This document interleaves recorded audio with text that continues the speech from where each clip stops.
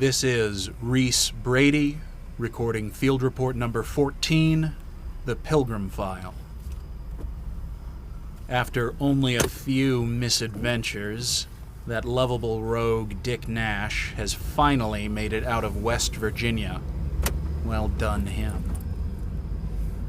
With any luck, this next stop will be a simple one.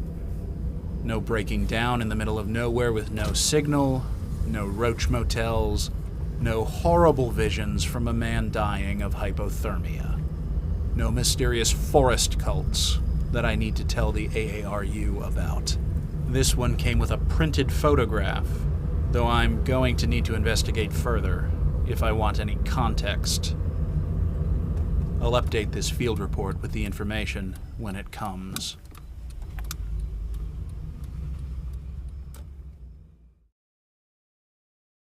My name is Norman Hayes. I did something stupid and got sent to prison when Gerald Ford was still president. While I was in there, I made damn sure I was the model prisoner. All my hopes were set on doing my time and getting out of there as soon as possible.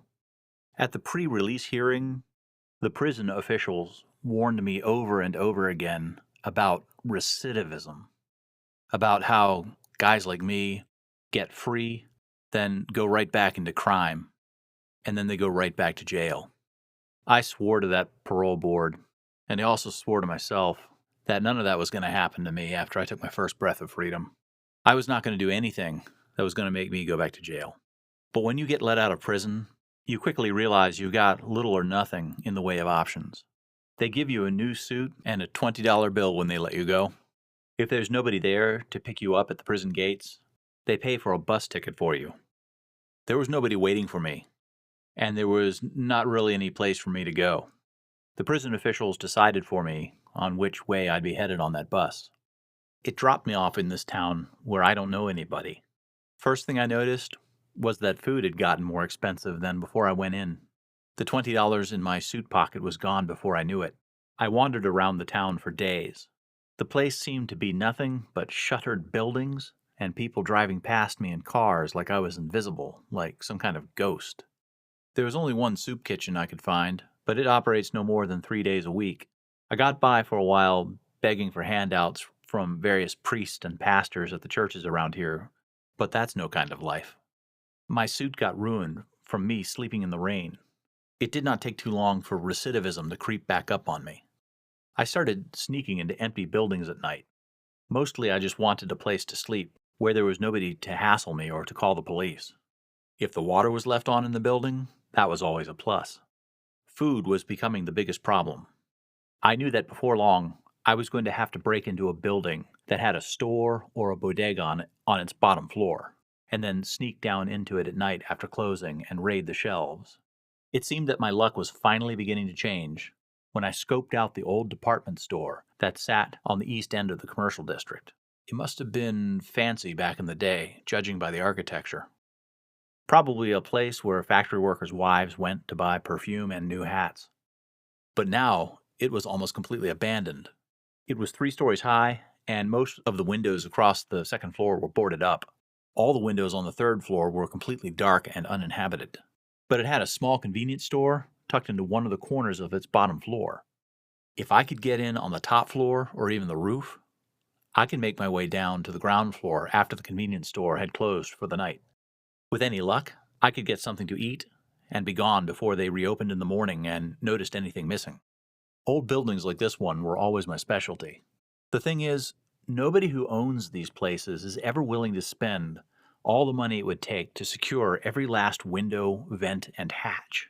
Even if the street level is completely locked down and the second floor windows are all covered with bars, there's still always a way in, as long as you are willing to do a little climbing. I got in through a vent that led out onto the roof. This place had a pretty good ventilation system, and I'm a wiry guy.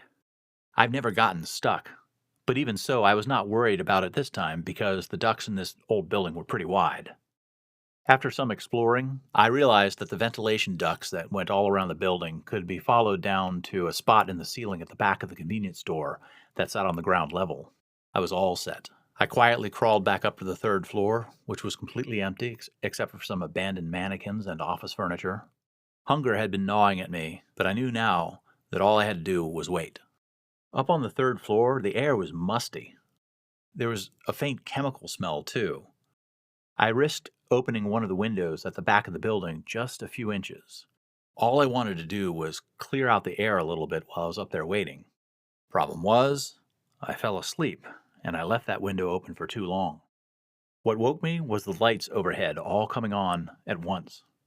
I stayed frozen where I lay, which was a spot just inside an old dressing room. I could hear a guy walking around slowly just outside my hiding spot.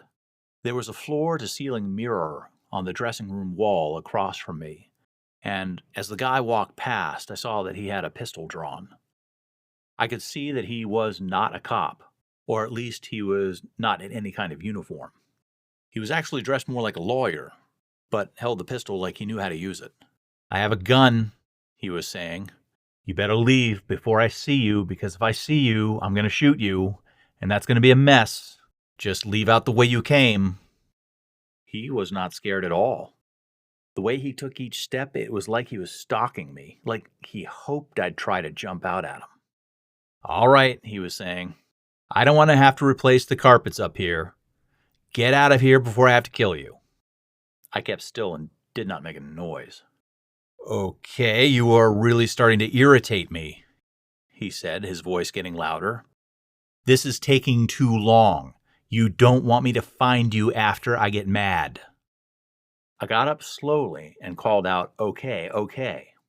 I heard him whirl around in my direction. "I thought the place was empty," I yelled, showing my hands around the frame of the doorway. "I was just looking for a place to sleep. I swear, that's all." "Get out where I can see you, or I'll shoot you right through that wall." Slowly, with my hands up, I stepped out to where he could see me. He kept the gun pointed at me and looked me up and down. He looked at my suit, my face, my hair. Probably took him half a second to figure out just about everything about me. "All right, now back out the way you came in," he said, gesturing with the gun. When I walked over and knelt down at the vent, he stopped me. "You came in through the air ducts?" he asked. "Yes, sir," I said. "Well, I just came down in through the roof." Still holding the gun on me, he stepped over and peeked out the window. "How did you get up on the roof?" he asked, sounding genuinely perplexed. "I climbed, sir," I said back to him. "This old Art Deco building's got lots of things to grab hold of. I just climbed." "From the outside?" he asked. "You just climbed? 3 stories?" I nodded and told him that was the case. "You just got out of prison, and you can climb buildings, and you don't mind doing a little breaking and entering," he said. I did not quite like that assessment, but could find no grounds on which to disagree. "Yes, sir," I said back to him quietly. He took a step back, then holstered his pistol under his arm. He asked me my name, and I told him. He asked me where I'd done time, and I told him that too. "When did you last have a meal?" he asked. The guy's name turned out to be Quarles. He said that what he did for a living was being a businessman. He did not go more into detail than that.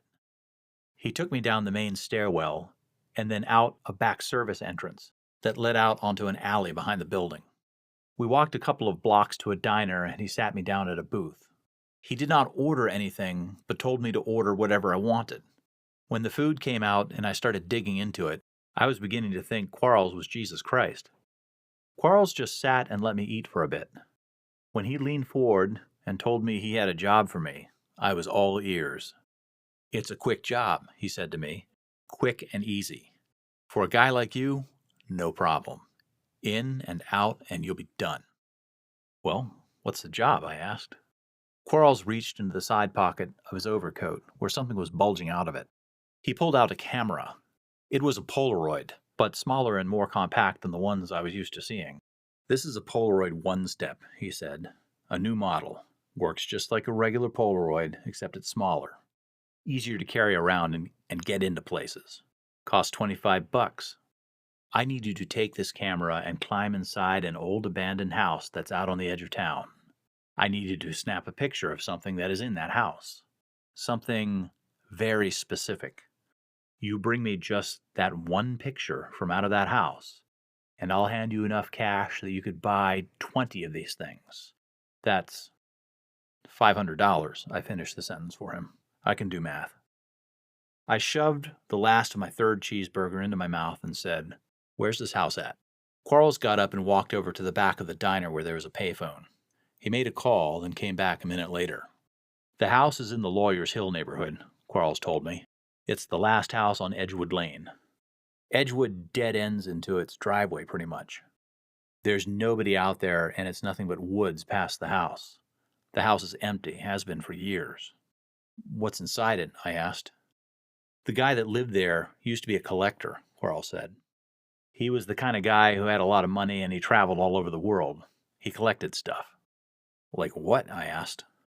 "Suits of armor, old books, shrunken heads, Quarles answered. "Shrunken heads?" I asked. "You're joking with me." "Nah, he collected all kinds of stuff," Quarles repeated, quite matter-of-factly. "Why?" I asked. "He owned a museum or something?" "Something like that, I guess," said Quarles. "I don't really know. My client didn't go into it. Look, it's just a house full of weird old crap. And there's one item in particular that we can get paid a lot for, just to verify it's truly there in this guy's collection in that house." "What happened to the guy who owns the house?" I asked. "Oh, he's dead," Quarles replied. Just then, there was a shadow that fell over the table, and I looked up to see a large guy, dressed similar to Quarles, looming over us. "This is Dandridge," Quarles told me. I tried to say hello to Dandridge, but he said nothing back to me. He just held me in his gaze and kept his thin little lips closed the whole time. Quarles said we should all get going. The way Dandridge kept his eyes on me and shifted to the side just far enough to let me stand up from the table gave me the strong feeling that Dandridge was a cop, or more likely a former cop. Dandridge followed closely behind me to the door of the diner and then out to a waiting car. He grabbed one of the rear car door handles and opened it for me. "Hop on in," Quarles said from behind Dandridge. "First thing we got to do is get you some new threads." Dandridge slammed the door shut after me, and then the two of them climbed into the front. I thought for a second of testing whether my door was locked or not, but then thought the better of it. They drove me to a Kmart that was still open. Dandridge climbed out and opened my door for me. Quarles reached around the back of the seat and handed me 3 crisp $20 bills. "Get clothes and shoes you're more comfortable in," he said. "Don't get anything flashy or in bright colors. You're not dressing for the disco. Get all dark clothing." I said okay, took the money, and got out.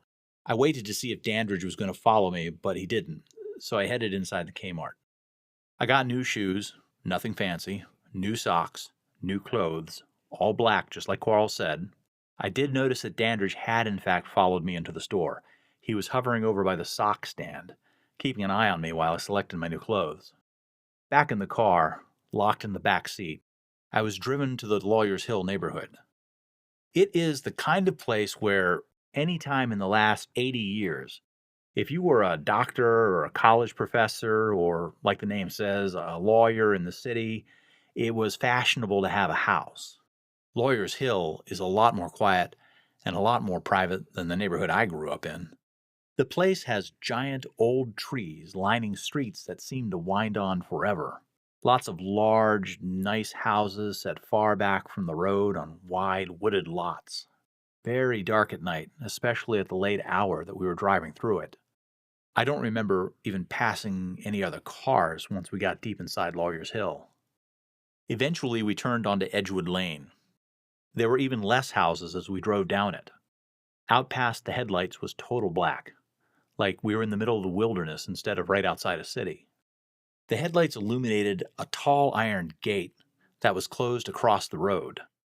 I could barely make out the looming presence of a large house in the distance. "This is it," Quarles told me. "Now, there's nobody there, but the first floor is completely sealed off to the outside world. You're going to have to climb up and find a way in on the second floor, or the third. I don't know. Maybe you'll have to go down the chimney." Dandridge got out, walked around, and opened my door. "Can you do this?" Quarles asked. "Sure, I can do this," I said back. "There an alarm system?" "Nope." "Dogs?"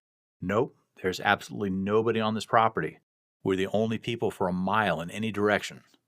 "Then I guess you better give me that camera," I said. He handed me the Polaroid. I popped it open to make sure it had a cartridge. Quarles had explained that the film and the battery on these new cameras were the same thing, one piece. Then I closed the camera and slipped it into the pocket of the brand new sweat jacket I had on. Remember, he said, don't even bother trying the first floor doors or windows. You will not get in. Also, as long as you're in the back of the house, go ahead and use this. Quarles handed me a flashlight. I slipped it in my other pocket. Sit tight, I said, and got out of the car. Dandridge got back in the passenger seat. Quarles killed the engine and shut off the headlights. I stood there, bathed in silence and darkness. I could no longer see the house, but I could still make out the silhouette of the iron gate in front of me. Getting up over the gate was easy enough. When my feet hit the pavement on the other side, I felt the need to check and make sure the car was still there. Sure enough, the car was still sitting in the shadows on the other side of the fence. I could see the outlines of Quarles and Dandridge. They were just sitting there, waiting, watching to see what happens. I jogged down the driveway. It was a regal old building that towered over me in the night. It was practically a castle. I could tell the front door was unnecessarily wide and tall, almost 10 feet high. None of the large first-floor windows that reflected moonlight back at me seemed to have any special kind of extra security to them. They weren't shuttered. There were no bars over them. I began to wonder why Quarles had told me they were impassable.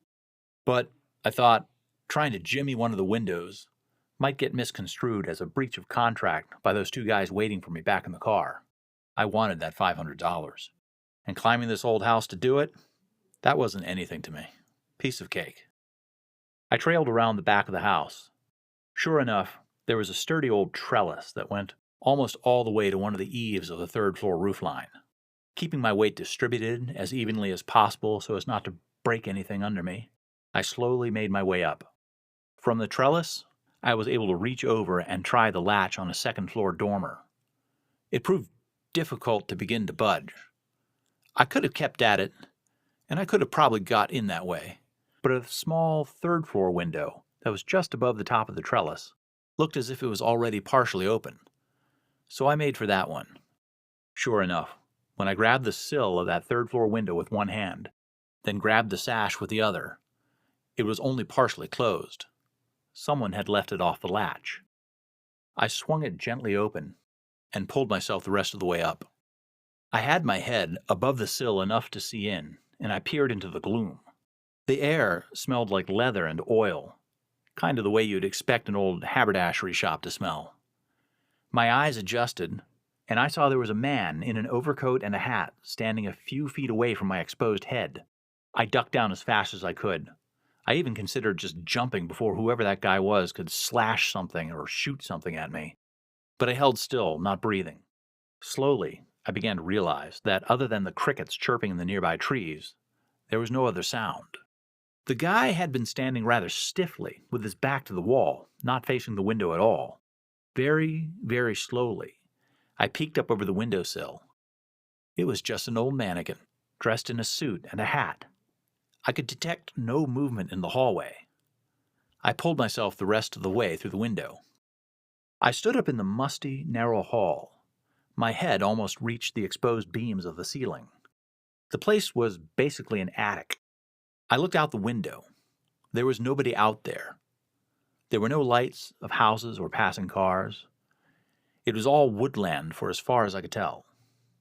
I brought out the flashlight, flicked it on, and shone it at the mannequin. It was mounted like you'd see in a museum, so I figured there must be something special about the suit, overcoat, and hat that it had been dressed up in. Just like in a museum, the mannequin was stood up on top of an oak display stand, and on that oak display stand was a copper plate fastened to it.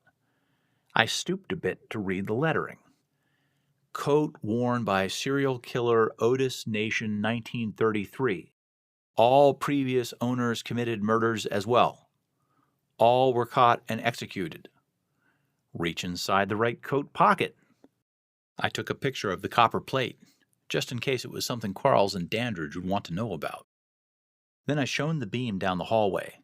It didn't go very far before it seemed like the darkness of the house ate the beam of light. But it did show me a couple of things. There was a sconce in the wall on the left, a couple of feet down from me. It was empty, but looked like it had once held a gas lamp. There was a framed ink drawing on the right opposite it. A couple of feet past both was a ring of metal fangs. Each was about the size of a person's hand and sharpened at the tip like a shark's tooth. It ran down the wall on one side, across the floor, then up the other wall. I raised my flashlight and saw that they also ran across the ceiling, forming an oblong doorway that I'd have to step through if I was to get past it and continue down the hall. As I approached it, I saw that right across its center, at about chest height, was an iron bar with a large paddle hanging off the middle of it like a black iron tongue. That's when I realized this thing was a gigantic bear trap set up on end. The bar across the middle was the metal piece holding the jaws of the trap open, and the thing that looked like a tongue was the trigger that would set the whole contraption clashing shut around anyone who bumped into it. Shining the beam back at the mannequin, I slowly reached over and slid my hand into the right coat pocket of the old wool suit it was dressed in. If a featureless mannequin could smile, that is the feeling I got looking at that stitched burlap face. My hand touched something cold and metallic. My fingers closed around it, and I drew it out. It was a miniature crossbow, fashioned out of iron and wood, almost small enough to be concealed in my hand. It was already loaded with a heavy bolt, needle sharp, that looked like it was made out of lead. Careful not to point it at myself, I lowered the deadly little contraption to the ground. I stood. Then it occurred to me to reach into the same coat pocket again.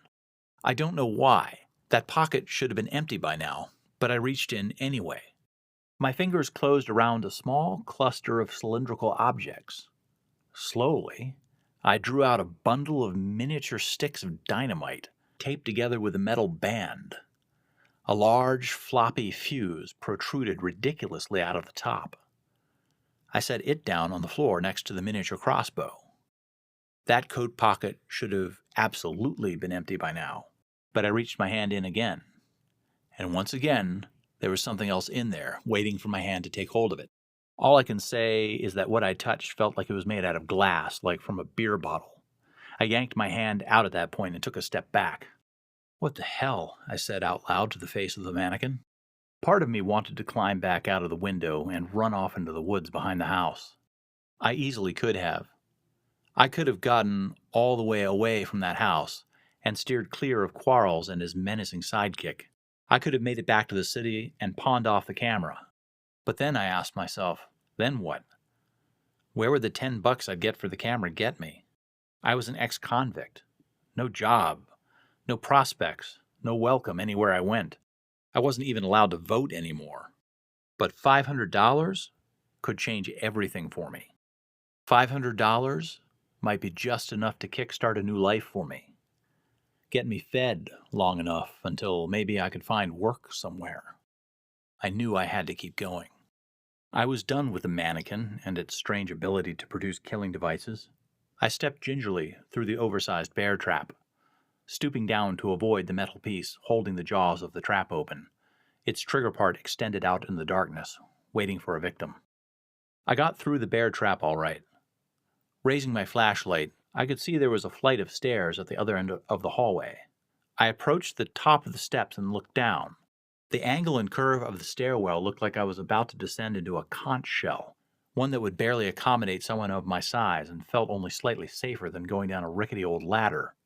The stairs led to a landing. I knew that what I was looking for was on this level of the house, but more towards the front. It was not evident which way to go to get there. Straight ahead was a large pair of double doors with a grid of small glass panes covering the whole upper portion of each door.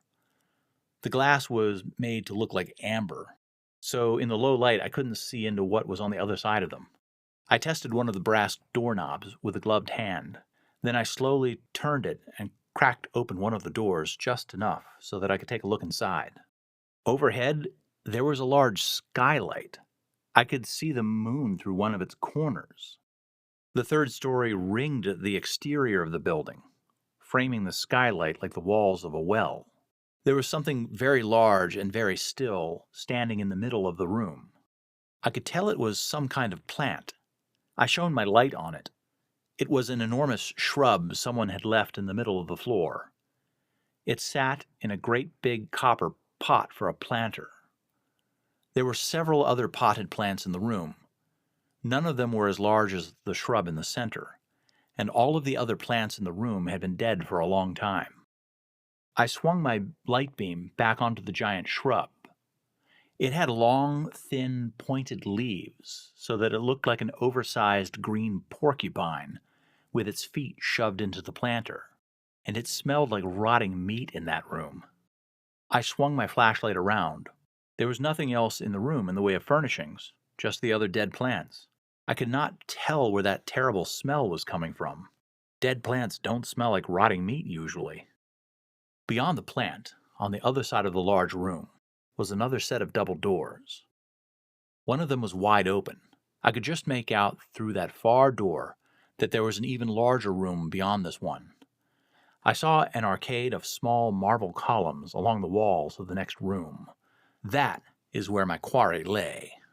I got ready to step into the room with the foul-smelling plant. But it was bugging me that all the other plants were dead, but this single plant was not merely alive, but seemed to be thriving. Something was not adding up. I swept the floor of the room with the beam of my flashlight. There were dozens of bones scattered all over the carpet. Bat bones, mouse bones, squirrel, rat, possum. But what stopped me cold was the sight of part of a rib cage propped in one corner of the room. Now, that could have been the rib cage of a deer or a large dog, but I am pretty certain that what I saw used to belong to a person. There was no mistaking the empty shoe I saw a few feet away from it. Slowly, I closed the door. Back on the landing, there was a large door to my left. I opened that one cautiously. This room was more like a very long closet, but I could see a doorway at the other end, and through that opening I could see the colonnade of the room I needed to get to. The problem was that this room seemed to have been used as a storage space. It was so packed with junk that I would have to climb over a lot of it. Just inside the door I'd opened was a guillotine. It did not look like a stage prop. It looked like the real thing. Like with the mannequin on the floor above, the base of the guillotine sported a brass plate with letters engraved in it. Keeping my head as far away from the sash of the guillotine as I could, I bent down to read what it said. "This madame is over 120 years old. She was in use until the 1930s. Her last customer was a man named Eugene Weidman. After being auctioned off, her next owner used it on himself. So did the one after that, and the one after that." The guillotine was partially blocking my way if I was to move deeper into the room. But first I needed to see what else I would have to step over, duck, squeeze past, and avoid in order to get the rest of the way through that room. What my flashlight beam fell upon left me cold and unable to move an inch further. There were suits of armor that were so tall their helmets touched the ceiling. There was a rug on the floor just past the guillotine that created an optical illusion that it was actually a pit in the floor full of waiting punji sticks. There were several stuffed animals crammed into that long, narrow space that looked like whatever came right after the dinosaurs, but before anything normal was walking around this world. There was what looked like a medieval Iron Maiden propped up against one of the walls. There was a mirror that seemed to reflect everything completely at the wrong angle. There was much more than that lurking in the shadows of that awful room, if I wanted to explore further, but I had seen enough and stepped back out onto the landing. The third door on the landing was closed just like the other two. As I reached for its doorknob, this time I did hear something. I pressed my ear up against the door and held my breath to listen. It was a bunch of ticking clocks. I opened the door. It was the same type of room as before. Obviously, it housed more of the collection, but this time there was a clear path directly through it. I stepped in. At my feet was a Persian rug, running the length of the room. Right beside me was a collection of clocks and watches hung on the wall and all loudly ticking out of sync. Across from that, on an antique table, was a glass sphere on a velvet cushion. The sphere was a little smaller than a basketball. There was a brass plate tacked to the tabletop, but this time I did not dare read what it had to say. I passed an umbrella stand made out of an elephant's foot. One of the umbrellas clearly had a trigger in the handle. I did not go near it. Against the wall opposite the umbrella stand was a large aquarium. I flicked my flashlight beam over it, only long enough to see bobbing around in it was some kind of pickled monkey squid mermaid abomination. I kept walking. To exit out of the room into the hall beyond, I had to go past a series of mannequins. They were all dressed up like they were headed for a night out at the disco club. They all smelled like vodka, sweat, and patchouli oil. I did not investigate further. I kept my flashlight beam trained on the floor in front of me. I finally realized what the ornate little scenes were that were woven into the Persian rug I was treading across. Each depicted emaciated human figures worshipping a vicious, purple-winged angel. I was sweating when I finally got through that room. I paused and drew in a deep sigh of relief. In this room was the thing I was supposed to pop a photo of. One click of the Polaroid, one flick of the wrist, and I had my $500 and a whole new lease on life. Quarles had called it she. When you find the room, she'll be sitting in a chair that looks like a throne, Quarles had said to me back in the car. Just point the camera. Make sure you get all of her in the frame. Get the chair, too, if possible, but get her as much in the frame as you can. I swung my beam around the room, and immediately I saw the chair. It was at the center of the far end of the room, arranged against the backdrop of marble columns like a king's throne, with a small brass plate on its high back. And the chair was empty. Instinctively, I flattened my back against the closest wall. My breath was coming in jagged heaves in the darkened room. If this thing could somehow hear, it would have no problem locating my position. Slowly, I searched with my flashlight. She had changed locations. She was now a few feet in front of the chair, in a standing position. She was not moving. She was not facing me. If she was capable of being aware of anything, she at least did not seem to be aware of my presence. Her arms were outstretched in front of her, as if greeting someone about to enter through the room with the plant. I was amazed that she had not tipped over onto her face, holding them out at that angle.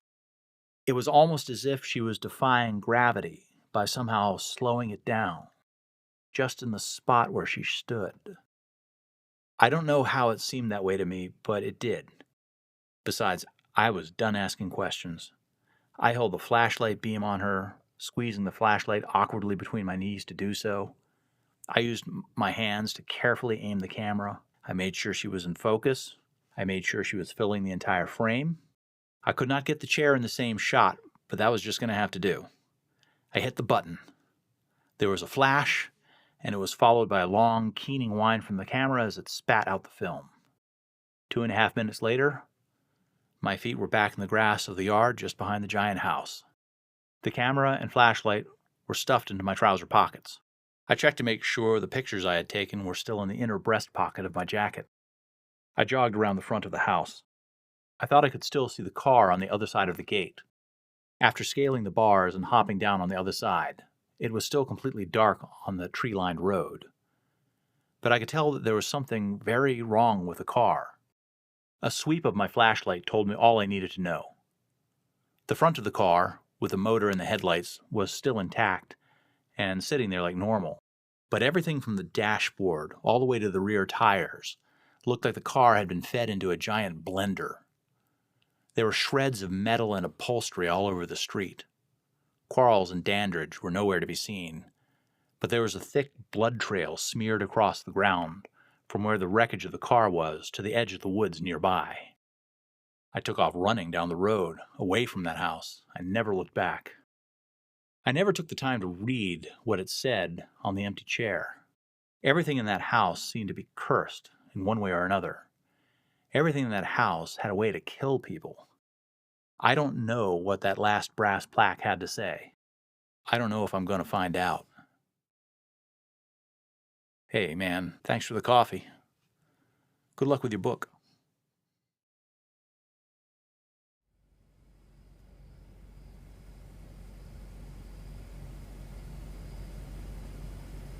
This is unusually terrible, even for Nash. I found the house easily enough. It's still here at the end of Edgewood Lane, in good repair. The lawn has been mowed recently. No cars out front. As for the photograph, it's a metaphor for the entire case. Since I've started on it, I've spent weeks in these backwaters, chasing ghosts, eating what these people call food. And what I have to show for it is a photograph of an empty room.